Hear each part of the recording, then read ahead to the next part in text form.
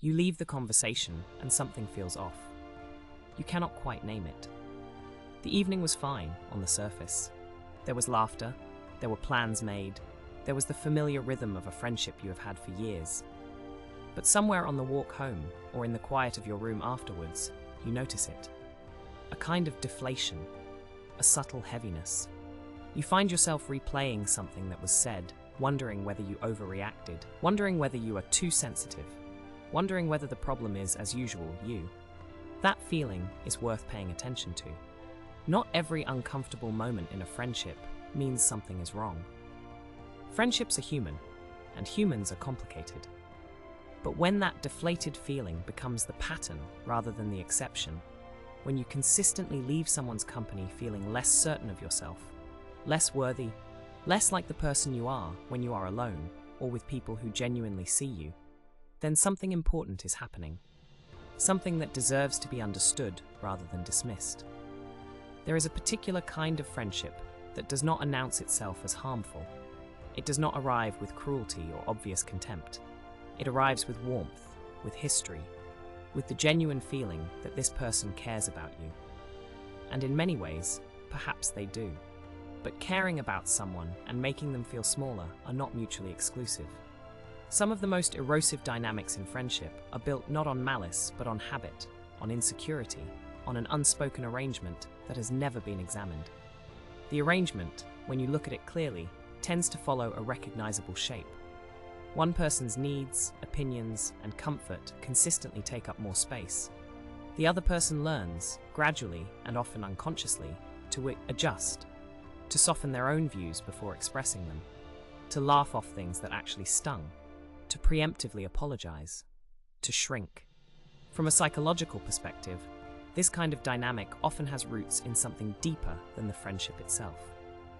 People who find themselves repeatedly in the role of the one who accommodates, the one who keeps the peace, the one who makes themselves smaller to preserve the relationship. These people often learned that pattern long before this particular friendship began. The instinct to manage another person's emotional comfort at the expense of your own can be a very old habit.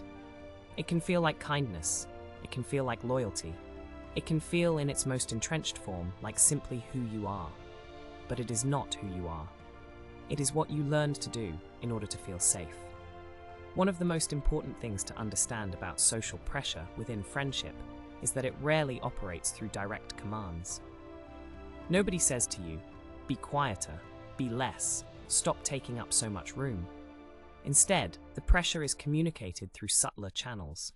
A slight eye roll when you share an opinion, a joke at your expense that everyone laughs at, including you, because what else would you do? A pattern of conversations that always return to the other person's life, their problems, their triumphs, while your own experiences are met with a brief nod before the subject shifts. A habit of one-upmanship so consistent that you have stopped sharing good news altogether because you already know how it will land. These things, taken individually, can seem trivial, and that is precisely what makes them so difficult to name. You feel the accumulation without being able to point to a single incident and say, there, that is the thing that hurt me. Instead, you carry a vague sense of unworthiness that you cannot quite trace back to its source. You begin to wonder whether you are simply not interesting enough, not confident enough, not good enough, without realizing that this wondering has been quietly cultivated by the dynamic you are living inside. There is a concept in psychology that describes the way we internalize the attitudes of those closest to us. The people we spend the most time with do not just affect our mood in the moment. Over time, they shape the way we see ourselves. If someone consistently responds to your enthusiasm with mild dismissal, you begin to feel that your enthusiasm is excessive.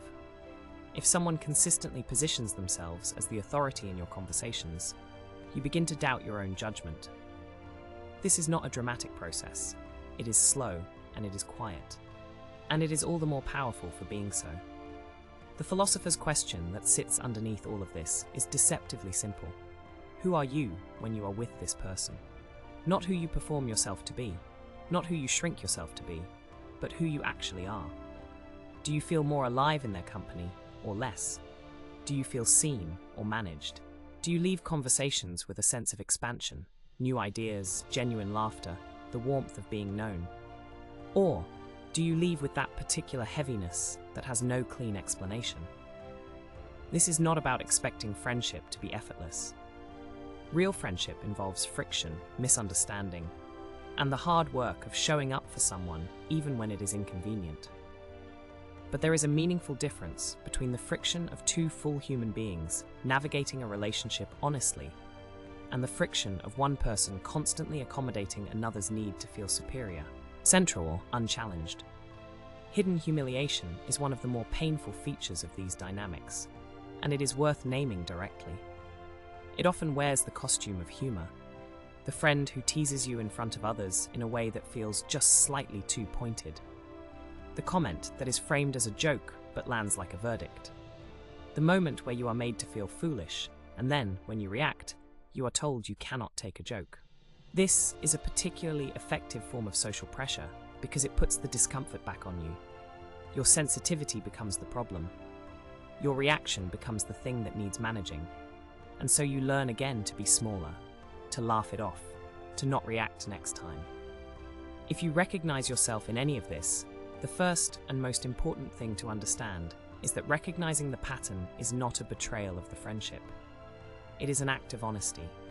And honesty, even when it is uncomfortable, is the only foundation on which anything real can be built.